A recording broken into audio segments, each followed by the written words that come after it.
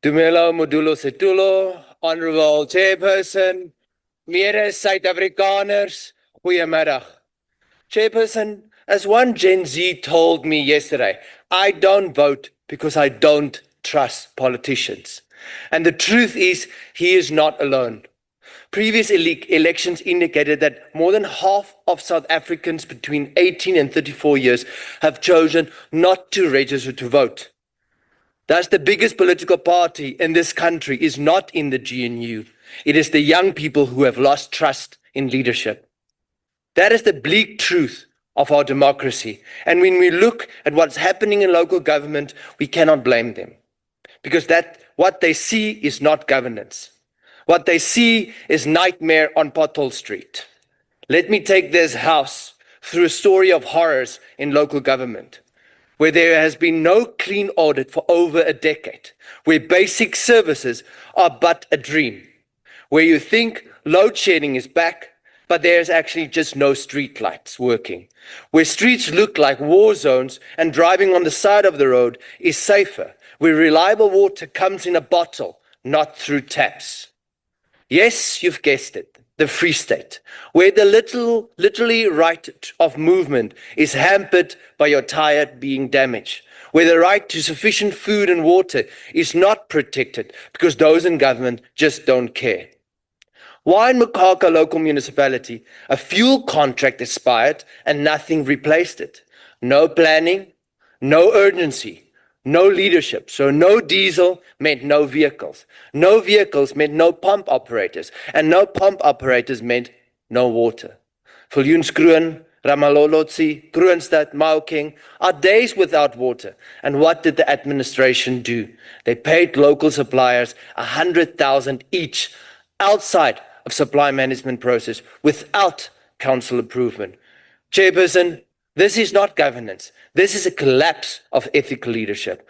Now let's go to Nala, a municipality placed under death relief program, a second chance to get its finance in order, and yet it has not honored its current account payments.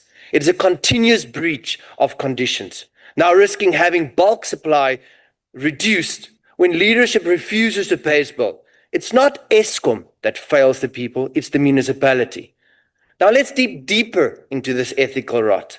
In Tweelepele local municipality, a mayor occupies a state-owned house without clear authority.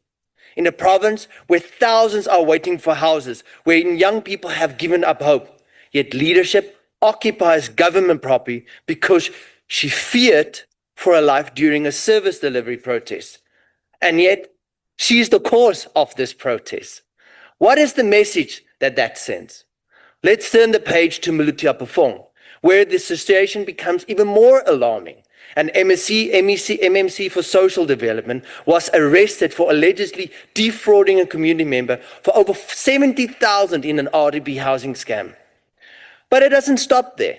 The mayor told the council that the MMC had been removed.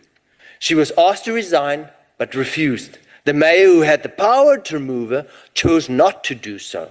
Worse still, the mayor misled council behind rules that did not apply, despite having previously removed an MMC.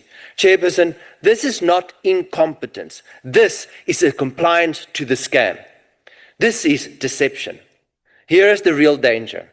Our young people are watching us. What they see is simple. Politicians lie. Politicians protect each other. Politicians face no consequences. And so they say, why should we vote?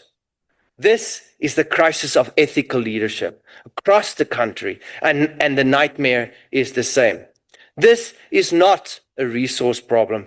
It is a leadership problem, because ethical leadership is not about speeches. It is about decisions, it is about honesty, it's about accountability, and most importantly, it's about putting people first. Chairperson, when an administrator does not act, that is not an accident. When a municipality refuses to pay its bills, that is not an oversight. When a mayor occupies state property, that is not a necessity. When a mayor misleads council, that is not a mistake. The ANC governed for 20 years above 60%, and they've lost 20% in just 10 years. The 2024 election result is not just a dip, it's a structural break in voters' trust. This is the collapse of ethics. Without ethical leadership, there can be no good governance. Without good governance, there can be no public trust. So if we are serious about restoring trust in local government, we must start here. Enforce consequence management, hold mayors and councillors accountable, protect public resources, and restore honesty in governance. And because if we fix leadership, we will not fix municipalities. And until we fix municipalities, the youth of South Africa will continue to say, I don't vote because I do not trust you. Chairperson, it's our responsibility to prove them wrong. I thank you.